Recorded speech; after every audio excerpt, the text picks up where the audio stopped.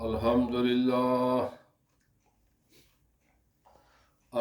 لله نحمده ونصلي ونسلم على رسوله الكريم. أما بعد فأعوذ بالله من الشيطان الرجيم. بسم الله الرحمن الرحيم. فمن كان منكم مريضا أو على سفر فعدة من أيام أخر وعلى الذين يطيقونه فدية طعام مسكين فمن تطوع خيرا فهو خير له وأن تصوموا خير لكم إن كنتم تعلمون. صدق الله العظيم. إن الله وملائكته يصلون على النبي يا أيها الذين آمنوا صلوا عليه وسلموا تسليما. اللهم صل على سيدنا ومولانا محمد وعلى آله وأصحابه سيدنا ومولانا محمد وبارك وسلم عليه. الصلاة والسلام عليك يا سيدي يا رسول الله وعلى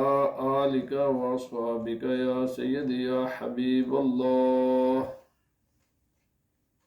اللہ رب العزت جل جلالہ وعظم شانہ کی حمد و ثنا اور نبی کریم رؤوف الرحیم صلی اللہ علیہ وسلم کی بارگاہ بکس پناہ میں ہدیہ درود و سلام عرض کرنے کے بعد قابل صد احترام معزز حاضرین و سامعین و ناظرین، ماہ مقدس ماہ رمضان المبارک کا دوسرا عشرہ شروع ہو چکا ہے، اور یہ مقدس مہینہ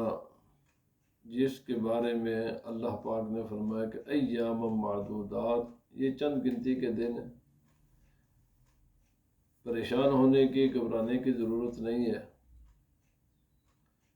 تو جلد ہی یہ ختم ہو جائیں گے. بس یہ اللہ کا حکم ہے، تم نے اس کی تعمیل کرنی ہے اور اپنی بندگی کا اظہار کرنا ہے. اور یہ بھی پھر اللہ پاک نے فرمایا کہ اس کے روزے ہر آدمی پر فرض نہیں ہیں. جو بھی تم میں سے مسافر ہو یا بیمار ہو تو حالت سفر میں اور حالت بیماری میں اسے اجازت ہے کہ وہ روزہ نہ رکھے، اور جب تندرست ہو جائے اور سفر سے واپس آ جائے تو جتنے روزے مس کیے ہیں، جتنے روزے رہ گئے ہیں، اس گنتی کو وہ پوری کر لے. آج ایک اور مسئلہ ہے. اللہ رب العزت نے فرمایا کہ جسے روزہ رکھنے کی طاقت نہیں ہے. یہاں پر دو تفسیریں علماء نے بیان کی ہیں. یا تو یہ ہے کہ فمن تطوع، فرمایا کہ جسے روزہ رکھنے کی طاقت ہے لیکن پھر بھی نہیں رکھتا تو وہ اپنے روزے کا فدیہ دے. اگر یہ تفسیر، یہ معنی لیا جائے تو پھر یہ حصہ قرآن پاک کا منسوخ ہے، اب اس پر عمل کرنے کی اجازت نہیں ہے اگر اس کا یہ معنی لیا جائے. لیکن اگر اس کا یہ معنی لیا جائے کہ جسے روزہ رکھنے کی طاقت نہیں ہے تو پھر یہ منسوخ نہیں ہے، پھر اس پر عمل ہے، قیامت تک عمل ہوگا. دو کا تو اللہ پاک نے ذکر فرما دیا، بیماروں کا اور مسافروں کا، لیکن اس کے علاوہ کوئی اور ریزن ہو، جیسا کہ ایک خاتون ہے، وہ حاملہ ہے، بچے کو دودھ پلاتی ہے، تو ظاہر بات ہے ایک آدمی کسی دشمن کی قید میں ہے تو کئی صورتیں اس کی نکل سکتی ہیں کہ وہ روزہ رکھنے کی طاقت نہیں رکھتا یا طاقت نہیں رکھتی، جس وجہ سے بھی ہو، نہ یہ مسافر ہے نہ یہ بیمار ہے، تو ان لوگوں کے لیے اور کوئی امید بھی نہیں ہے کہ یہ جو بیمار ہے یہ تندرست ہو جائے گا مرنے تک۔ جس عذر کی بنیاد پر اسے روزہ ترک کرنے کی اجازت ہے، اس عذر کے بارے میں یا بڑھاپا ہے، بہت بوڑھا ہے، بیمار تو نہیں ہے لیکن بہت زیادہ بوڑھا ہے، بڑھاپے کی وجہ سے روزہ نہیں رکھ سکتا، تو اللہ پاک نے فرمایا ان کے لیے اجازت ہے کہ وہ اپنے روزے کا فدیہ دیں۔ آج چند باتیں فدیے کے بارے کر کے پھر انشاءاللہ آگے چلیں گے۔ تو جن عذروں کی بنیاد پر، جو ریزن ہے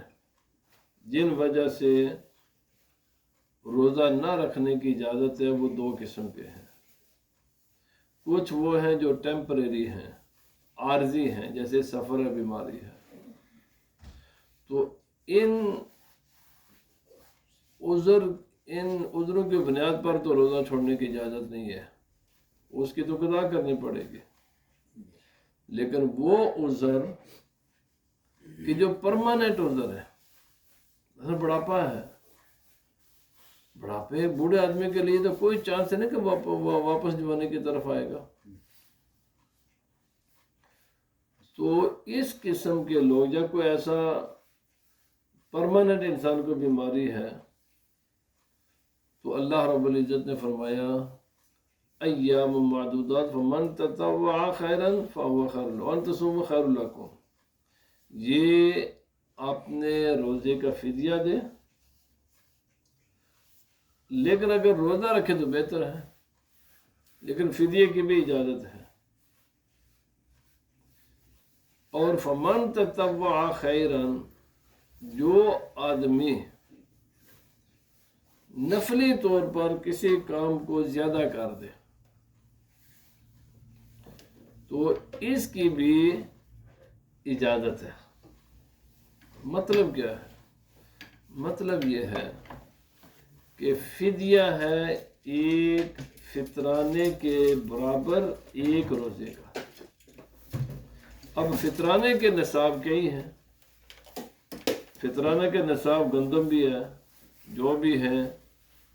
اور کھجورے اور ملکہ بھی ہیں، تو فطرانہ اگر گندم کے حساب سے اس کا حساب کیا جائے گا تو فطرانہ بہت کم بنتا ہے، لیکن اگر یہی کام آپ کھجوروں کے حساب سے کریں گے، منکے کے حساب سے کریں گے، تو یہ تو بہت بڑی رقم بن جاتی ہے۔ تو اب انسان مختلف ہے، اب انسان مختلف ہے، کوئی انسان غریب ہے اور کوئی انسان صاحب ثروت ہے، دولت مند ہے، تو ظاہر بات ہے کہ جس انسان کے پاس وسائل زندگی کم ہے، دولت کم ہے، وہ اگر گندم کے حساب سے دے دے صدقہ فطر یا اپنے روزے کا فدیہ، اس کی بھی اجازت ہے، اور اگر وہ کھجور منکے کے حساب سے دے تو اس کی بھی اجازت ہے۔ یا تو اس کا یہ معنی ہے، یا اس کا معنی یہ ہے کہ بجائے ایک صدقہ فطر کے اس کو ڈبل کر دے، ٹرپل کر دے، زیادہ کر دے، یا روزے رکھنے ہیں مسافر نے تو 3 روزے اس کے سفر میں قضا ہوئے تو زیادہ کر دے، یعنی زیادہ فدیے میں زیادتی کرنا یا روزہ رکھنے میں کوئی زیادتی کرنا یہ منع نہیں ہے، یہ اجازت ہے۔ اور اللہ پاک نے فرمایا کہ اگر تم روزہ رکھو نا ان تمام کے باوجود، یعنی مسافر ہے تو سفر میں روزہ ترک نہ کرے، رکھ لے روزہ، بیمار ہے، بہت سیریس بیمار نہیں ہے، اجازت ہے اس کو روزہ چھوڑنے کے لیے، اگر پھر بھی اگر روزہ رکھ لے، اچھا بوڑھا ہے اس نے فدیہ دینا ہے تو فدیہ ایک فطرانے کے بجائے ایک دن کے حساب سے اس کو ڈبل کر دے، تو یہ ساری صورتیں اور روزہ رکھنا یہ سب افضل ترین چیز ہے، فَهُوَ خیر لکم، یہ تمہارے لیے بہتر ہے، فدیے میں جاتی کر دو یہ بھی بہتر ہے، روزہ رکھو یہ اور زیادہ افضل ہے۔ میں نے پہلے عرض کر دیا کوئی ایسی بیماری میں جس میں روزہ نہ رکھنے کی اجازت ہے، اگر ریکوری کا مرنے تک چانس موجود ہے تو پھر فدیہ نہیں دیا جا سکتا، روزہ ہی قضا کرنا پڑے گا۔ اب جس انسان کے ذمہ فدیہ ہے یا روزے قضا ہیں اس کے ذمہ اور موت آ گئی ہے تو اس پر واجب ہے کہ وہ اپنے فدیے کی وصیت کر کے مرے کہ میرے اتنے روزے رہ گئے، جتنے بھی پورے مہینہ یا اس کے جتنے بھی تعداد اس کی مس ہوئی ہے اس کے وارثوں نے فدیہ ادا کرنا ہے، اور یہ فدیہ اسی کی جائیداد سے پہلے ادا کیا جائے گا جو ترکہ اس نے چھوڑا ہے، جو جائیداد اس نے چھوڑی ہے اس جائیداد کو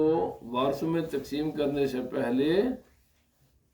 جو قرضے ہیں اور جو کفن دفن کے معاملات اور فدیہ وغیرہ ہیں یہ سب پہلے ادا کیے جائیں گے، اور یہ ضروری ہے کہ وہ بتا کر جائے کہ میں نے اپنے روزوں کا فدیہ ادا نہیں کیا تو آپ نے میرے مرنے کے بعد میری ہی جائیداد سے میرے روزوں کا فدیہ ادا کرنا ہے، یہ ضروری ہے۔ جیسے بندوں کا قرض ادا کرنا ضروری ہوتا ہے، اس سے زیادہ ضروری ہے کہ جو اللہ کے فرض ہیں وہ ادا کیے جائیں، اور جہاں جہاں بھی مال کا معاملہ آتا ہے، مثلا فدیہ یہ اللہ کا حکم ہے، قسم کے کفارے ہیں یا باقی کفارات ہیں یہ اللہ کے احکام ہیں، حج ہے حج نہیں کر سکا اس کا حج بدل ہے، تو ان تمام معاملات میں وصیت کرنا ضروری ہوتا ہے کہ میرے ذمہ یہ اللہ کے حق موجود ہیں جو مال کے ذریعے ادا ہو سکتے ہیں، میں نے یہ حق ادا نہیں کیے تو میرے مرنے کے بعد میرے ہی مال سے تم نے ان حقوق کو ادا کرنا ہے، اور وہ تقسیم سے پہلے وہ مال ان کاموں پر خرچ کیا جائے گا۔ ان سارے حقوق جب اللہ کے حق سے مال فارغ ہو جائے اور بندوں کے حق سے جب مال فارغ ہو جائے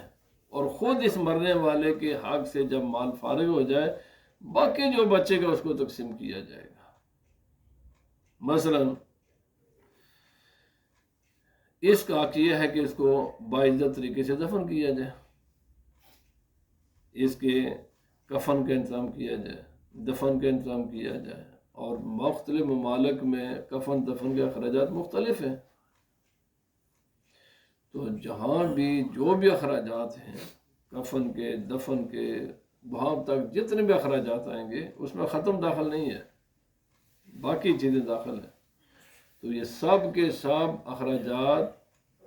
اسی کے ترکے سے لیے جائیں گے۔ آج کل لوگ بڑا یہ کوئی ڈیتھ کمیٹی ہے، بھائی سب سے پہلی بات تو یاد کہ جہاں تک اس وقت تک میرا علم ہے نا ڈیتھ کمیٹی جائز نہیں ہے، اور یہ بہت بڑا جرم ہے، صرف جائز نہیں ہے جرم بھی ہے، کہ کیوں انسان یا تو اپنا یعنی اس میں لازم دوسرے کا حق جاتا ہے، کوئی اس کی ایسی شکل نہیں ہے کہ یا تو مرنے والا ہر حال میں کسی کا حق کھا رہا ہوتا ہے،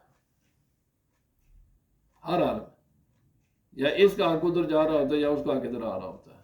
دونوں صورتیں ناجائز ہیں۔ لوگ کہتے ہیں ہم نے ایگری، اور بھائی مشترکہ چیزوں میں انسانوں کی ایگری کرنے کی کوئی حیثیت نہیں ہے۔ جہاں خدا کے احکام موجود ہیں وہ صاحب، دو لڑکا لڑکی وہ راضی ہو جائیں گناہ کرنے پر تو گناہ جائز ہو جائے گا۔ اللہ کا حکم ہے کہ تم نے زنا سے بچنا ہے، رضامندی سے چیزیں ناجائز جائز نہیں ہو جاتی۔ یہ بہت بڑی دلیل دیتے ہیں، جناب ڈیتھ کی میٹنگ میں تو سارے راضی ہو، بھائی یہ راضی کسی کام کے نہیں۔ مثلا میں آپ کو ایک مثال دے کر آگے چلتا ہوں، میں نے اشارت نہیں مسئلہ کیا تاکہ لوگ سمجھیں۔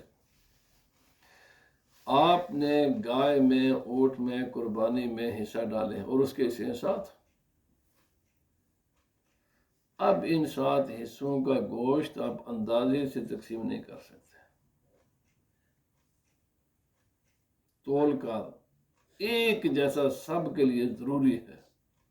اگرچہ سارے بھی راضی ہو جائے نا کہ نہیں کوئی گل، میرے کوئی اعتراض نہیں، بس تسی جناب کر لو،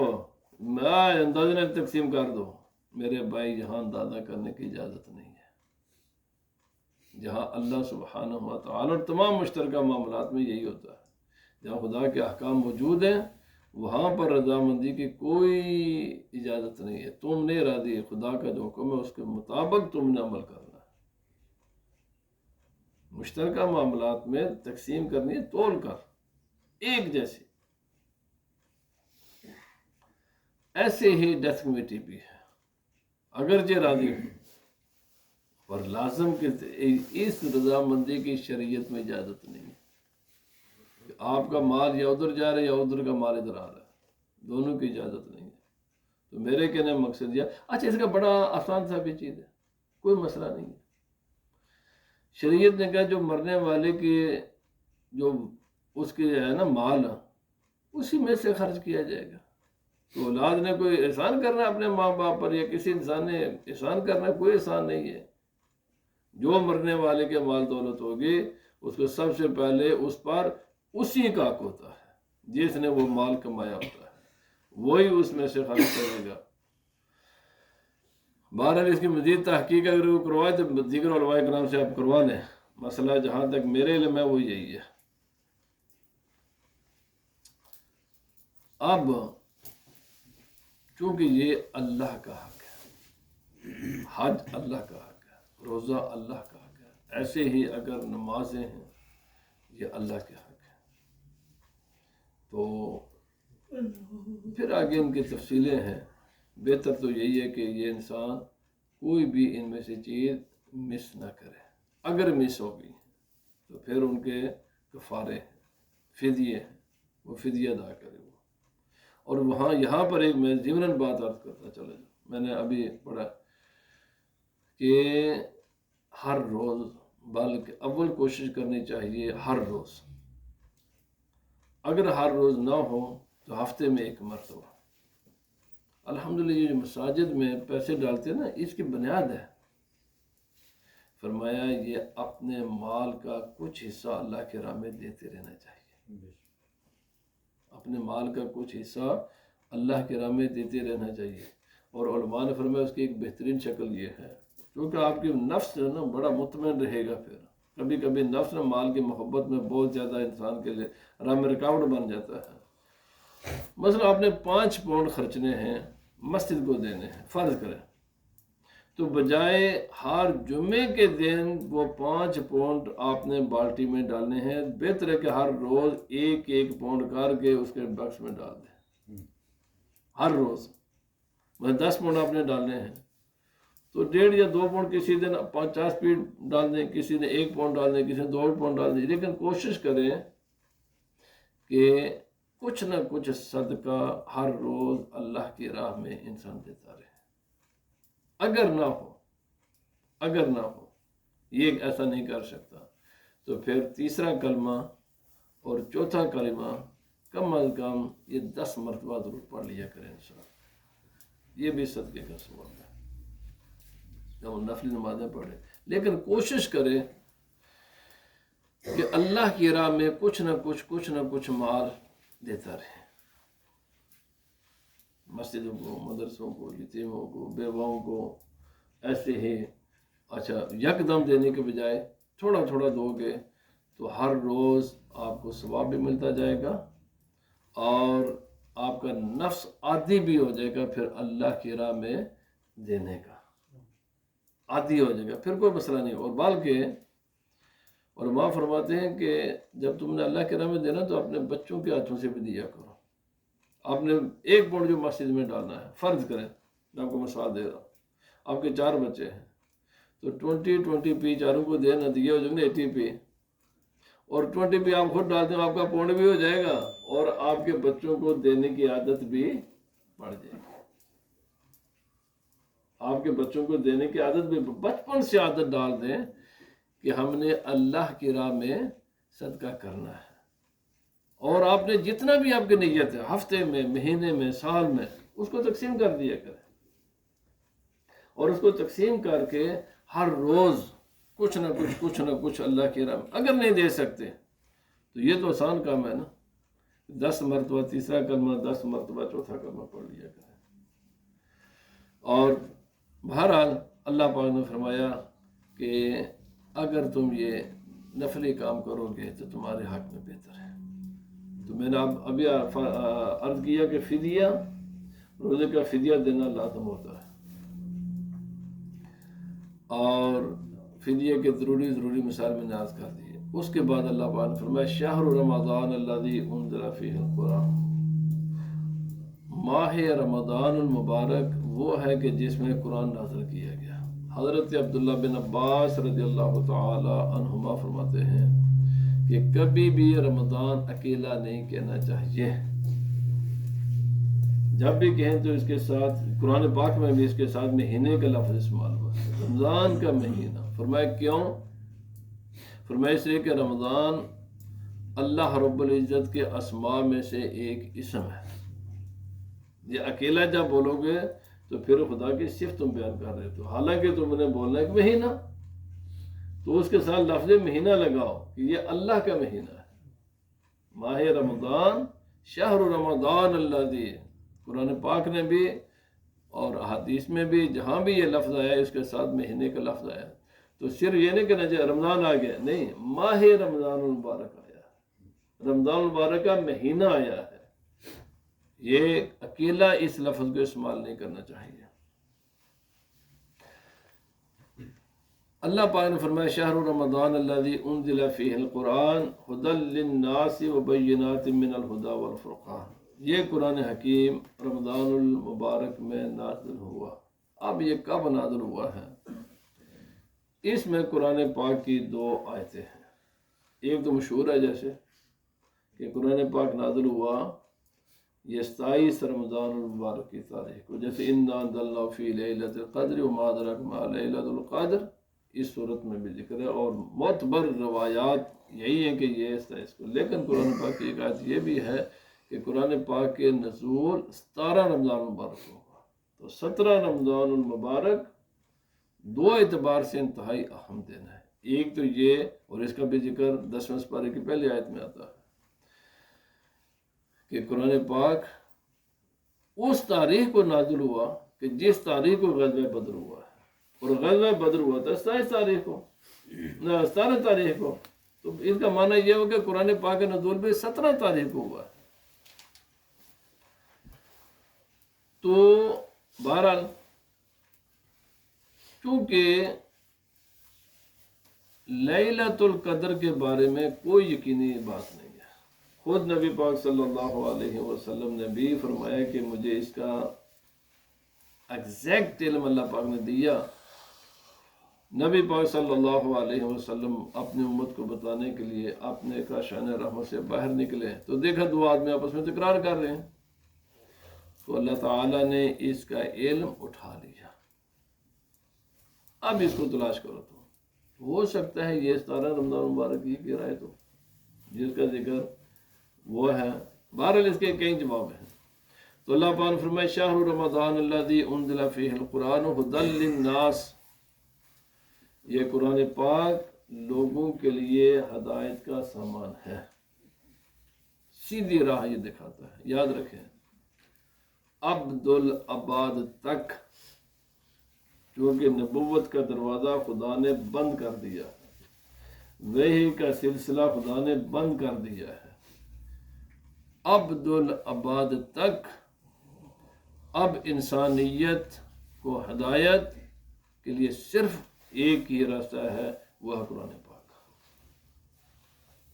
وہ قرآن پاک ہے، اس کے علاوہ نہ کوئی چانس ہے، نہ کوئی دوسرا راستہ ہے۔ اور قرآن حکیم یہ خلاصہ ہے اللہ رب العزت کی 103 کتابوں کا، ٹوٹل اللہ پاک نے کتابیں نازل فرمائی 104، تو ان میں سے ایک تو قرآن پاک ہوا، تو باقی نکلی نہ تھے 103۔ سب سے پہلے اللہ پاک نے کتابیں نازل فرمائی حضرت آدم علیہ السلام پر، پھر حضرت ادریس علیہ السلام پر، پھر حضرت ابراہیم علیہ السلام پر، باقی بھی کچھ انبیاء ہیں، اور حضرت موسیٰ علیہ السلام پر، حضرت عیسیٰ علیہ السلام پر،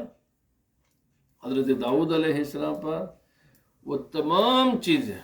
وہ تمام باتیں جو اللہ رب العزت نے نازل فرمائی تھیں حضرت آدم علیہ السلام سے لے کر حضرت عیسیٰ علیہ السلام تک، ان تمام کا خلاصہ قرآن پاک میں ہے۔ اور یاد رکھیں،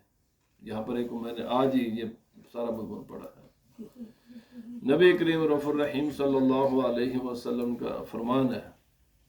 کہ اللہ تعالیٰ نے 315 یا 313،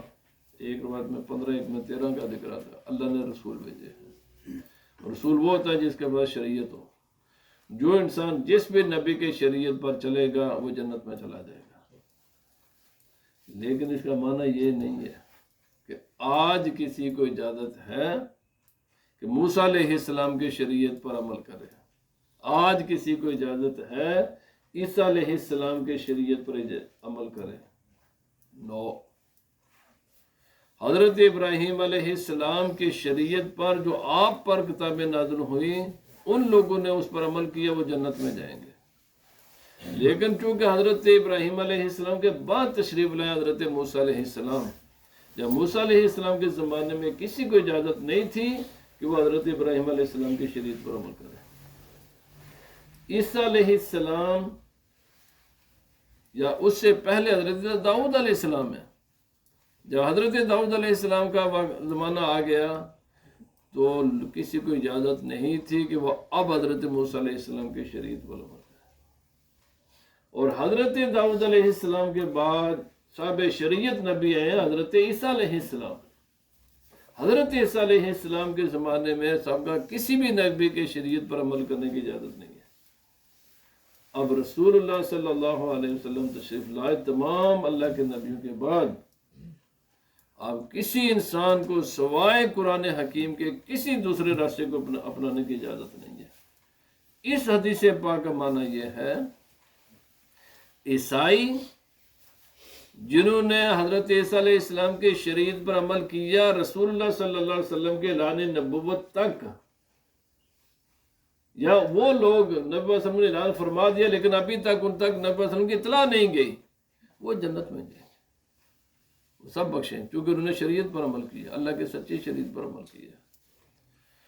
یہودی حضرت داؤد علیہ السلام تک جو عمل کرتے رہے وہ سب جنت میں جائیں گے، کیونکہ انہوں نے اللہ کے شریعت پر عمل کیا۔ ایسے ہی باقی انبیاء، حضرت ادریس علیہ السلام کی قوم، حضرت ہود علیہ السلام کی قوم، حضرت صالح علیہ السلام کی قوم، یا اسی لیے نبی پاک صلی اللہ علیہ وسلم فرمایا جنت میں 120 صفیں ہوں گے، 120 صفیں جنتیوں کی ہوں گے، ان میں سے 40 صفیں حضرت آدم علیہ السلام سے لے کر حضرت عیسیٰ علیہ السلام تک کے جتنے بھی نبی ہیں ان کے شریعت پر جس نے بھی عمل کیا ان کی صفیں ہوں گی 40، اور اکیلی میری امت کی صفیں ہوں گی 80۔ تو 2/3 جنت میں جو ہے نا، یہ الحمدللہ مسلمان جائیں گے، لیکن جائیں گے کون؟ جو قرآن پاک کو راہ سر چشم ہدایت مانتے بھی ہیں اور اس پر عمل بھی کرتے ہیں۔ کیوں؟ اب کسی کو اجازت نہیں ہے، کوئی راستہ نہیں ہے، تمام راستے خدا نے بند کر دیے۔ جب نبیوں کی تعلیم پر عمل کرنے کی اجازت نہیں ہے تو ایرا خیرے کا سوال ہی کیا ہے جی؟ ان جو حالات طبقے کا یہ کہاں آتا ہے؟ اللہ کے سچے نبیوں کی تعلیم پر عمل کرنے کی اجازت نہیں ہے۔ اور پھر خود نبی کریم رؤوف الرحیم صلی اللہ علیہ وسلم کی تعلیمات کے بھی دو حصے ہیں۔ سنیں، جو کچھ قرآن پاک میں ہے اور جو کچھ احادیث میں ہے، سارے قرآن پاک پر عمل کرنے کی بھی اجازت نہیں ہے۔ یہ بھی سن لیں، جو ہمارے لوگ بہت جلدی بھائی علم تو حاصل کرے نا، اسی لیے تو یہ سے بات سنی تو اسی پر ادھر سے تو ادھر سے۔ خود رسول اللہ صلی اللہ علیہ وسلم کے ارشادات و فرمودات ہیں، خود خدا کا احکام ہے قرآن پاک میں، اس کے بھی ہر حصے پر عمل کرنے کی اجازت نہیں ہے، خود ہر حدیث پر عمل کرنے کی اجازت نہیں۔ کیوں کہ اس میں ناسخ منسوخ ہے، ناسخ پر عمل کیا جائے گا، منسوخ پر عمل کرنے کی اجازت نہیں ہے۔ اب صرف کنکلوژن یہ ہے کہ جو فائنل جب آیت نازل ہوئی الیوم اکملت لکم دینکم واتممت علیکم نعمتی ورضیت لکم الاسلام دینا، جس دن یہ آیت نازل ہوئی اس دن جو احکام تھے بس اب انہی پر عمل کرنا ہے۔ اس سے پہلے جو آئے احکام جن کا نسخ ہو گیا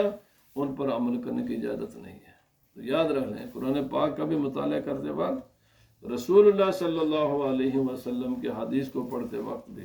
یہ بات ذہن میں رکھنی چاہیے کہ کسی بات کا حدیث میں آنا یہ کوئی ضروری نہیں ہے کہ اس پر عمل بھی کیا جائے گا۔ کسی بات کا قرآن پاک میں بیان ہو جانا یہ کوئی ضروری نہیں ہے کہ اس پر عمل بھی کیا جائے گا۔ میں دیکھتا ہوں بعض لوگ اپنے من مانی سے لوگ کرتے رہتے، میرے بھائی من مانی کی اجازت نہیں ہے، اور ادھر ادھر سے سنی ہوگا جو کہ کل سوشل میڈیا ہے جی، تو ادھر سے کسی کا کلپ سن لیا اسی پر عمل کر لیا، اسے کسی کلپ سن لیا اسی پر عمل کر لیا۔ بھائی یہ نہیں ہے، اس کی اجازت نہیں ہے کہ ہر بات جو قرآن پاک میں ہے اس پر عمل کیا جائے گا، ہر بات جو حدیث پاک میں ہے اس پر عمل کیا جائے گا۔ یہ فقہا کہ ہمیں اسی لیے ضرورت ہے، اب اسی لیے ضرورت ہے، انہوں نے پوری زندگی اس لیے کھپائی ہے کہ انہوں نے باتوں کو اللہ گلا کر کے دے دیا، اب تمہارے لیے عمل کا راستہ ہی ہے، بس دیٹ ہے، اب قیامت تک وہی ہے۔ اللہ پاک ہمیں عمل کی توفیق عطا فرمائے۔ پڑھیں آسان